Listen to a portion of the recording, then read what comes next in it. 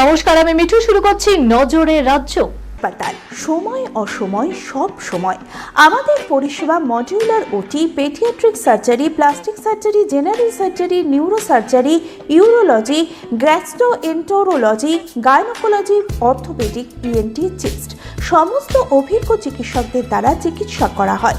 সর্বোন্নত ICU, HDU, pathology, সমস্ত রকমের USG, CT scan, X-ray, FNAC, biopsy, tapping. শুধুমাত্র আমরাই পারি স্বল্প মূল্যে অত্যাধুনিক প্রযুক্তির চিকিৎসা। কলকাতা ও হায়দ্রাবাদের বিশেষজ্ঞ চিকিৎসকদের সুপরামর্শ, নিজস্ব ফার্মাসিতে 20% ছাড়ে ওষুধ, প্রতি রবিবার প্রসূতি মায়েদের বিনামূল্যে ইউএসজি পরিষেবা।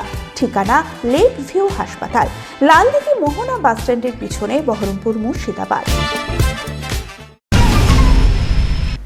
১,৫০০ কিলোমিটার দূরে বসে অস্ত্রোপচার করলেন চিকিৎসক। গল্প নয়, সত্যি। এমনই বেঞ্জের ঘটনার সাক্ষী থাকলো মহানগর। দেশের দ্বিতীয় এবং পূর্ব ভারতে প্রথম এহেন নজির করল কলকাতা।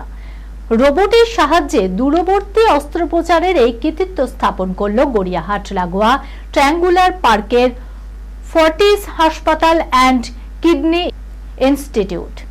হাসপাতালের দাবি, এই পদ্ধতিতে 3টি জটিল ইউরোলজিক্যাল অপারেশন সফলভাবে সম্পন্ন হয়েছে রোবট সহায়ক টেলিসার্জারির মাধ্যমে। অপারেশন পরিচালনা করেন 1500 কিলোমিটার দূরে নয়াদিল্লিতে বসে থাকা শল্য চিকিৎসকরা। রোগীর সঙ্গেই ওটিতে ছিল রোবোটিক আর্ম। রোবটের কনসোল ছিল দিল্লিতে, যা নিয়ন্ত্রণ করছিল সেখানে বসে থাকা সার্জন। ফের ঝড় বৃষ্টির আবহ বাংলায়। রবিবার থেকে বদলে যাবে আবহাওয়া। গাঙ্গেয় পশ্চিমবঙ্গ, ওড়িশার উপর একটি ঘূর্ণাবর্ত তৈরি হয়েছে, যার প্রভাবেই ভরা বসন্তে বাংলায় ঝড় বৃষ্টি হবে বলে হাওয়া অফিস সূত্রে জানানো হয়েছে। বজ্রবিদ্যুৎ সহ হালকা থেকে মাঝারি বৃষ্টির কথা জানানো হয়েছে। 30 থেকে 40 কিমি বেগে বইতে পারে ঝোড়ো হাওয়া। কেবল দক্ষিণবঙ্গ নয়, উত্তরবঙ্গেও বৃষ্টি চলবে বলে খবর। কথায় আছে, প্রত্যেক সফল পুরুষের সাফল্যের নেপথ্যে একজন নারীর অবদান থাকে। তবে সেই সাফল্য শুধুই উচ্চশিক্ষা বা অর্থ উপার্জনেই সীমিত নয়। একজন পুরুষ যখন সমাজের স্বার্থে নিজেকে উৎসর্গ করে, তখন সেই পথ চলাই থাকে তার স্ত্রী।